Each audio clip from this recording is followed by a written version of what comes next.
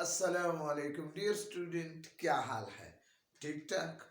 आज के मैं चैप्टर नंबर 7 किंगडम प्रोटेस्टा का आखिरी टॉपिक आपके सामने पेश करने जा रहा हूँ। उम्मीद करता हूँ कि आपने बाकी के टॉपिक भी खूब एंजॉय किए होंगे। तो आज का हमारा टॉपिक है importance of fungi. Kingdom Protista और फंजाई के इस आखिरी टॉपिक के साथ फिर हम नेक्स्ट चैप्टर किंगडम प्लांटिको जो चैप्टर नंबर 8 है वो शुरू करेंगे। और इसके बाद फिर डाइवर्सिटी एमंग एनिमल, फिर इसके बाद डाइजेशन, फिर इसके बाद सर्कुलेशन, फिर इसके बाद इम्यूनिटी। ये सारे चैप्टर इंशाल्लाह हम पढ़ने की कोशिश करेंगे। तो आइए देखते हैं। सबसे पहली बात यह है कि इम्पोर्टेंस ऑफ फंजाई में डियर स्टूडेंट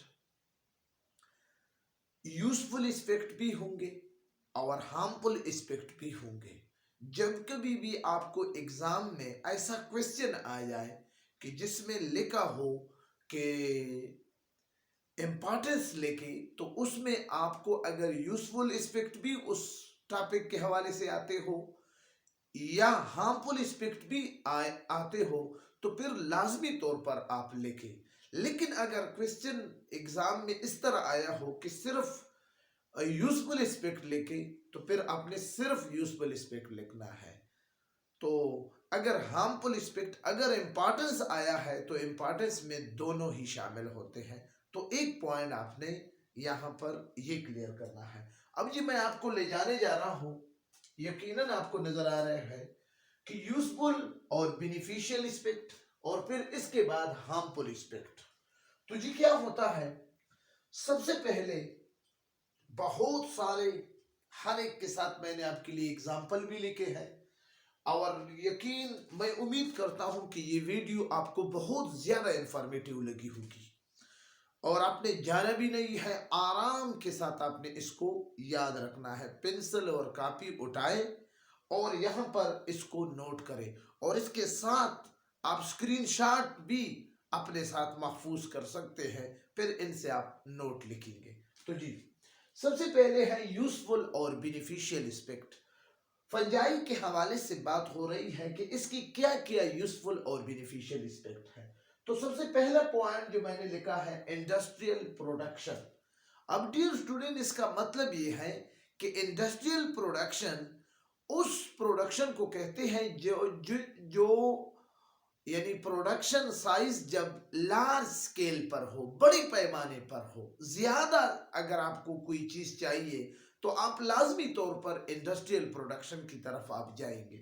तो हम जाते हैं।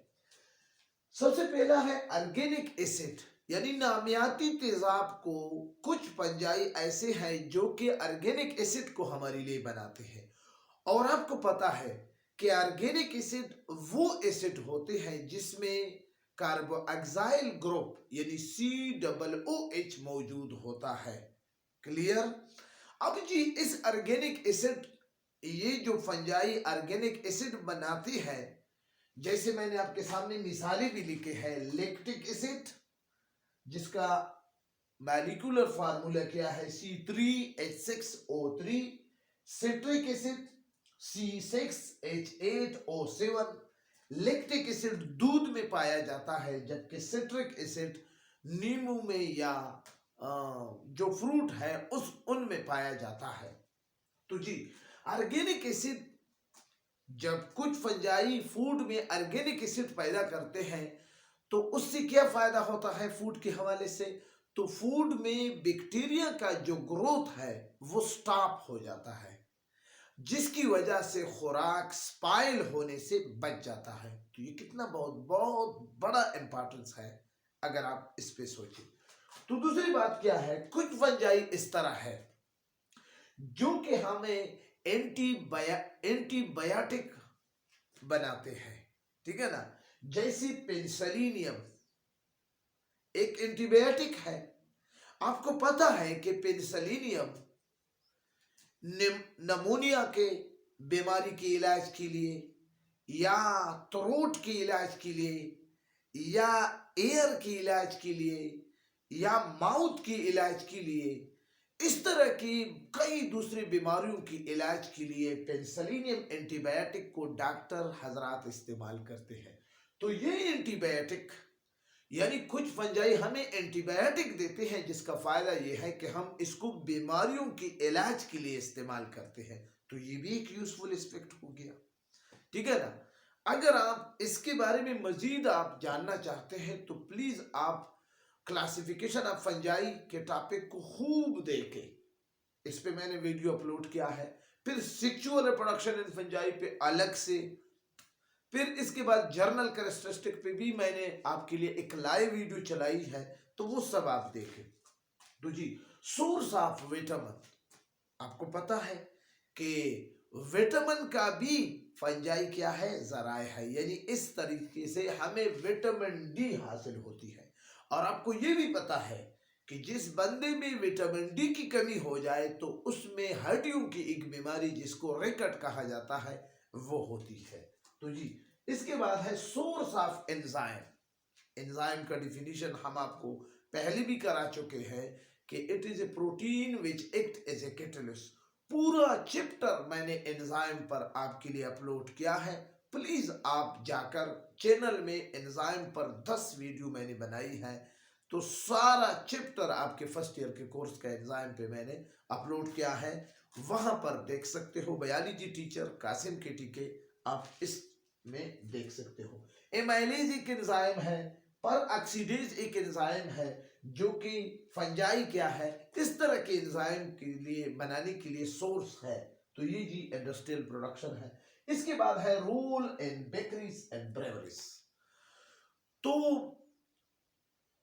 ये इस के जिम्रे में जो बेकरी का जो प्रोडक्ट होते हैं, बिस्कुट, डबल रोटी वगैरह वगैरह, जो बेकरी चीज, ये सारी चीजें, इनको बनाने के लिए और वेन यानी शराब को बनाने में भी फंजाई क्या होती है, इस्तेमाल किया जाता है, ठीक है ना।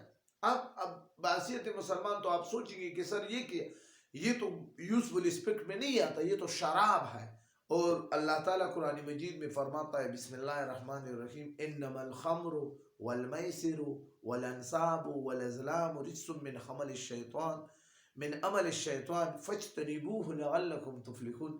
लेकिन ये बात नहीं है कि बेशक हमने आप पर शराब, जुआ और ये सारी चीजें, ठीक है ना, हराम किए है, आप इनसे दूर रहे ताकि आप कामयाब, ये सारे शैतानी अमाल है, इनसे दूर रहे, इस तरह कुछ मफहूम है। तो मतलब ये है कि ये वाइन बाई डियर स्टूडेंट मुख्तलिफ किस्म के अद्वियात के बनाने में भी इस्तेमाल होते हैं। और एक शरीयत का मसला है कि जब आपको डॉक्टर हकीम साहब कहे कि आप शराब को थोड़ा बहुत इस्तेमाल कर सकते हो किसी बीमारी के इलाज के लिए, तो आपके लिए फिर जायज है, ठीक है ना। तो ये एक दूसरा पहलू भी मैंने आपके सामने रखा है। सोर्स ऑफ फूड, कुछ फंजाई क्या है, बतौर खुराक एडिबल फूड के तौर पर हम इस्तेमाल करते हैं, जैसे एगरकस, अंडी की तरह लगता है जी।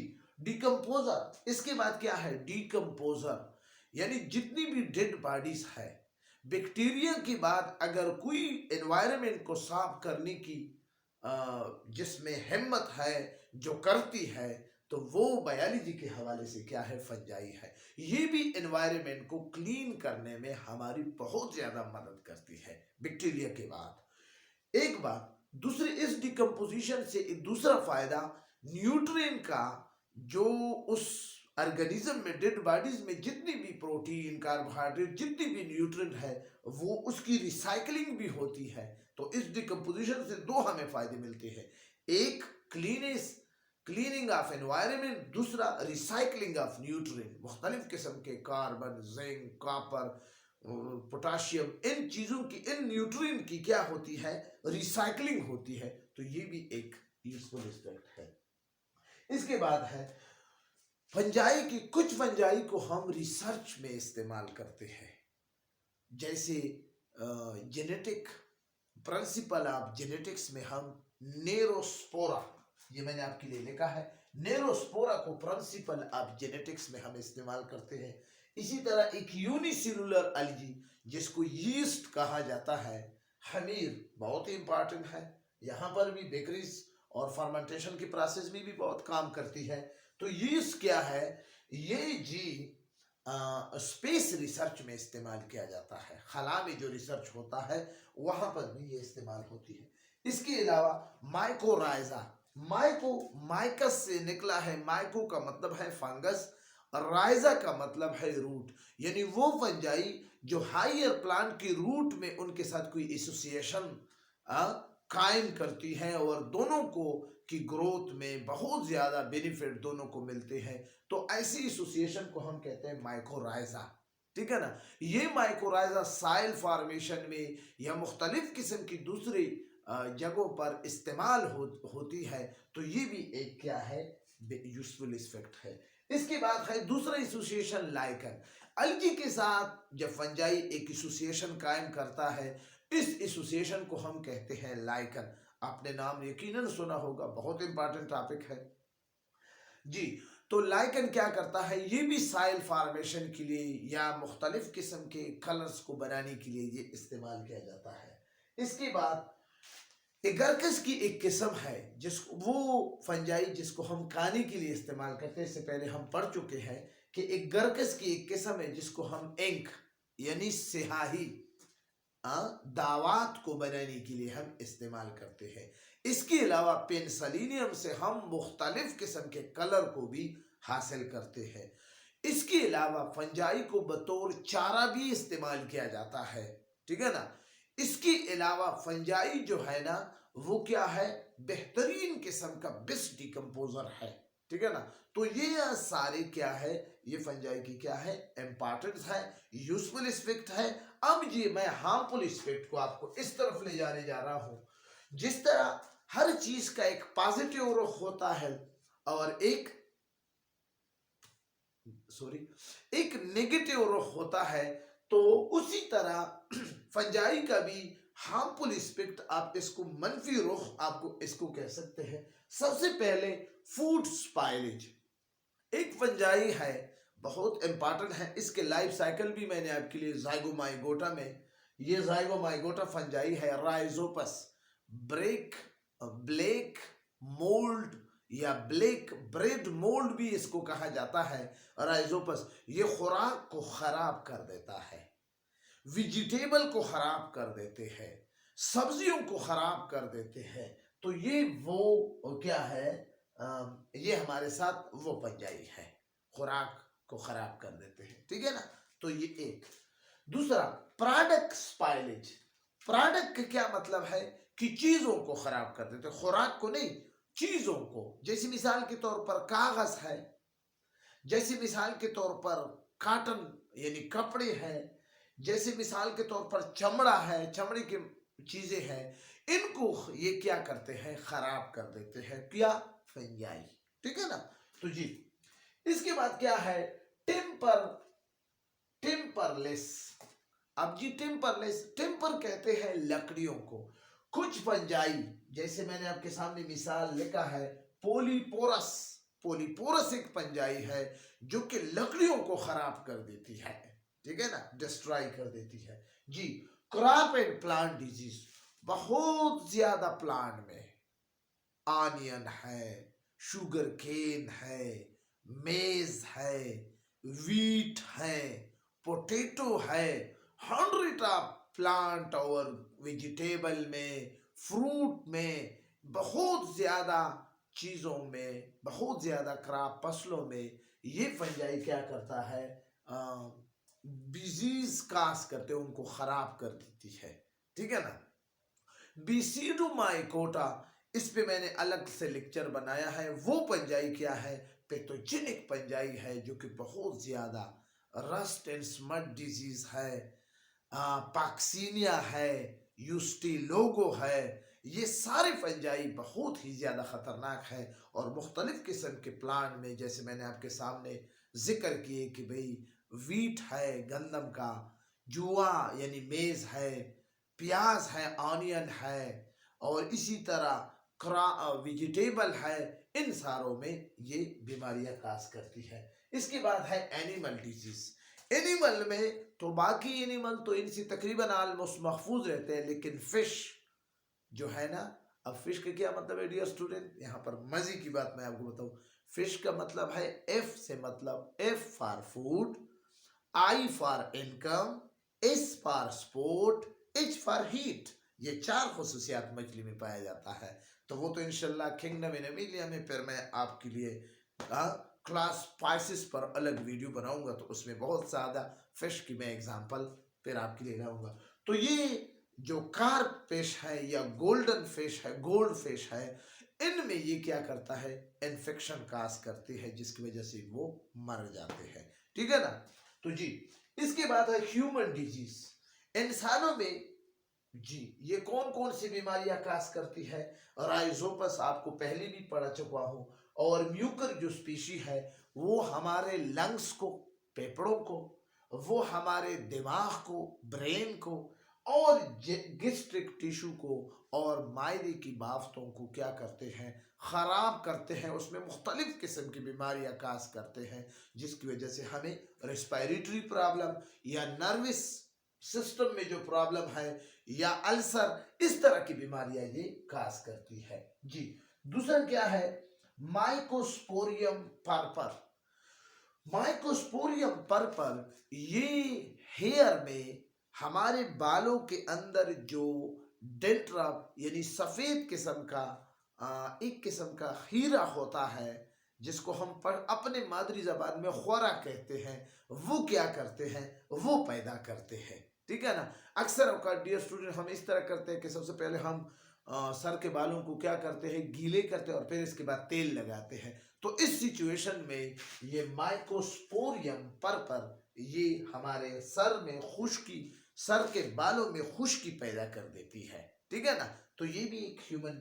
इसके बाद गोनेडिया स्पीशी जो है, यानी इसको माइकोटा और बीसीडो माइकोटा, ये गोनेडिया स्पीशी है। इसका एसेक्सुअल रिप्रोडक्शन थ्रू गोनेडिया है। तो जी ये हमारे माउथ में, मुंह में, हमारे थ्रोट में, गले में, हमारे लंग्स में, हमारे नाखून में, नेल में, और जेनिटल आर्गन में। ठीक है ना। कपुलेटरी आर्गन में, रिप्रोडक्टिव आर्गन में, ख्वा वो इनस हो ख्वा वो पीनस हो, तो इस रिप्रोडक्टिव सिस्टम में जो जेनिटल आर्गन है उनमें मुख्तलिफ किस्म की डिजीज काज करती है। और आखिर में athlete foot ring warm fungi है, जो कि खिलाड़ियों में क्या करते हैं, यानी जो फुट के जो उंगलियां होते हैं उनके दरमियान जो स्किन है उनको वो ख़राब कर देते हैं, जिसकी वजह से उनको फिर बाज़ औक़ात चलने में भी प्रॉब्लम होती है, और बाज़ औक़ात उसका स्किन रप्चर हो जाता है। तो इस बीमारी को हम कहते हैं एथलीट फुट, जो कि रिंग वार्म फंजाई काज करती है। उम्मीद करता हूँ कि आपको मेरी ये वीडियो इंफॉर्मेटिव लगी होगी, और आपको अच्छी लगी होगी। जो टू द पॉइंट बात मैंने आपके लिए बोर्ड पे लिखे हैं, मैं आपसे हट रहा हूं, आप प्लीज इनसे स्क्रीन शॉट निकाल कर, ठीक है ना, इनसे स्क्रीन शॉट निकाल कर अपने साथ महफूज करें। बेहतरीन इंफॉर्मेटिव लेक्चर है, प्लीज आप इसको लाजमी तौर पर बार बार देखिए, इंशाल्लाह आपका कॉन्सेप्ट क्लियर हो जाएगा। हाजिर होता हूँ नेक्स्ट टॉपिक के साथ इंशाल्लाह, अगर जिंदगी ने वफा की तो इंशाल्लाह नेक्स्ट टॉपिक नए चैप्टर के साथ हाजिर होऊंगा। उस वक्त तक इजाज़त चाहता हूँ। अपना बहुत ज़्यादा ख्याल रखिए। सोने से पहले लाजमी तौर पर तमाम लोगों को माफ़ करो अल्लाह के वास्ते, जिन्होंने आपके साथ कोई ज़्यादती की है। इंशाल्लाह अल्लाह ताला आपको भी क़यामत के दिन पर माफ़ करेगा। इसी पैगाम के साथ इजाज़त चाहता हूँ। खुदा हाफिज़।